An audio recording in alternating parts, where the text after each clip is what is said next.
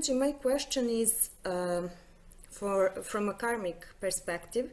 Could you offer some insight into why certain souls experience serious or life-threatening illnesses at such a young age? Well, that's exactly what I explained earlier. Well, the pattern we carry a certain pattern.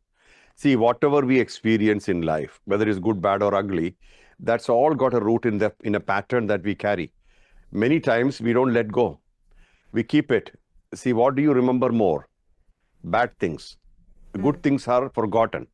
So even though there are many, many good things in life, see how many of us, let's be realistic, how many of us remember the grace factor in our life? Simple things.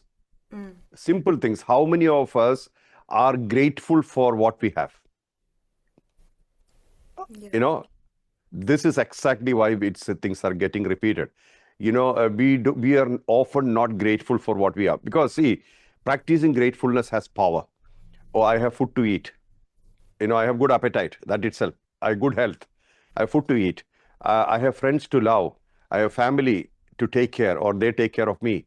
Or many things you can think about and look at the positive sides of life, which we don't do. We only complain. And whenever we complain, we are projecting deficiency. And deficiency brings you deficiency. What you see, what you sow becomes your crop. That's the only thing you can harvest. So the reason for most of the psychosomatic matters, including relationships, ailments, physical conditions, mental conditions, everything is connected to what are we feeding ourselves with. Yeah. So, see, I'll tell you one example. See, there was this ruler of UAE, Sheikh Zayed. He apparently had a mango tree where all the mangoes smelled like lavender, fragrance. So somebody asked, how did you, this is rare in the world. Nobody has seen such mango. Mango smells like mango. But these mangoes were smelling like lavender. And apparently there are a lot of lavender brought, and that's what was put under the tree every day. And the tree started absorbing them, and then that's the produce. This is what I heard. I don't know whether it's true.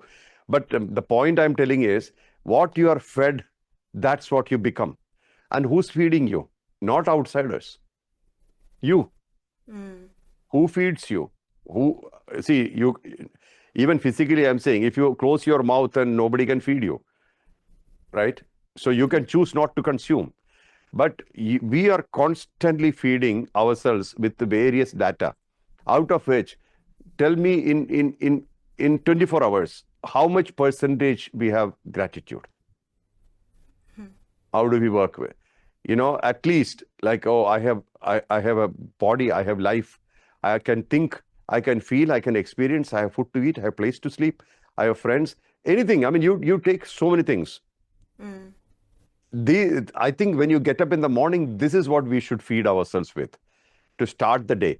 Not the problems and the thing and the situations and, oh, that person is bad, this person is bad. That's not what we should feed.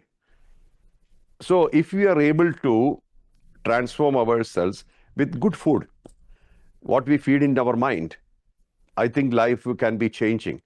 See, I think I explained this story earlier. This is a true story. If I'm repeating it, please don't tell me. You know, there was a man, he was quite a famous guy. This is a true story. And he had a particular cancer which was consuming his whole brain. So there was no treatment here, and the only treatment was treatment possibility was in America, and even they can't do miracles anyway. But people suggested, the doctors suggested, why don't you go to USA to this particular hospital, and there they could possibly do something, because it was rapidly growing so rapidly that his lifespan was maximum 10 days further. So they found a way and took him there, and they checked, and so the doctor in America said, we'll do surgery. We'll operate on the brain and we'll see what we can do. When they operated, they realized, probably before they operated, they realized, but then to follow through, they operated and told this guy, we have done whatever we could. Now you go back and come back after 3 months. technically he cannot survive 1 week. So he went back, and he did come back after 3 months. Can you believe it? After that, there was no growth in the brain. Whatever had happened, it was status quo. It was still there. And then the doctors were surprised. They said that it's not grown further and he's still surviving. So he said, okay, come back after 6 months. He came back after 6 months. A person who was supposed to die in 10 days came back after 6 months, 3 months plus 6 months. That means 9 months, and still survived. And this became a case study. And again, he came back after 3 months or 6 months or whatever. And while he was in the hospital, he heard them discussing. This doctor was discussing, this person cannot have survived. I did not do any operation, any surgery. And I just told him that instead of giving a bad news, I told him, you come back after some time, knowing fully well that he will not come back. But he came back. So what was happening here? Faith. He believed he will live. He believed in the doctor. He believed he will live, and he lived. That's the power of mind. Look at our minds usually. A small thing happens, we lose faith. Yeah. And that's what's causing the effects, bad effects. These are true. Same thing happened with concentration camps in Auschwitz. Some of the people believed they will survive, and they did survive. The rest of them, they thought that this is the end of life, they died. So various situations, it's a power of mind. What you believe in. You believe in God, you believe in Guru, you believe in yourself, you believe you can be bright, you can be rich, your power of thought has power to transform you and give you what you need. We don't use them. We don't use them. What's happening is that a small thing happens and then we lose it. We throw it away. Why can't we believe in that, what you're saying? That you should tell me. Yeah, I try to understand that. You should tell me. Why are you not believing? Yeah. So this is exactly the question. You have the power, but most of the people, they choose negative. And like one guy who is a famous actor, he was telling that he had cancer twice. And he said the people who come to see him, they sometimes sympathize with him and say that, my uncle had the same thing and he died in 2 weeks. So these kind of things they say. So this guy said, these people killed me before I died. See, many people who are seemingly your friends, they try to pull you down. We need to avoid such people. See, I experienced the same when Ammu died. Whenever anybody coming to sympathize with you, they ask you, how did it happen? And I had to explain the whole process. It was very painful. Basically, to avoid them, I went to Himalayas. Because these people are not doing any favor to me. Of course, their intention is good.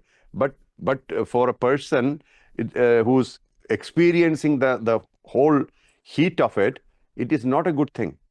Yeah. So we need to choose the right friends. This is Satsang. Satsang is the good company, right company. People who will not remind you all the time the bad things, or make you doubt, make you suspicious, make you feel less, or those kind of people should be avoided. There are such people in the world. Jealous people who always try to tell you that you're not good enough. Avoid all those companies and catch hold of company. There are some people who will want nothing from you. They are the right friends. Yeah. So our thoughts, how we think, how we position, that makes our life. If you resonate with what Mohanji is saying, if you are seeking clarity, guidance, or deeper connection, Mohanji goes live every Sunday for a transformational 2-hour Q&A session. He personally answers your questions. For more info and to register, scan the QR code on the screen.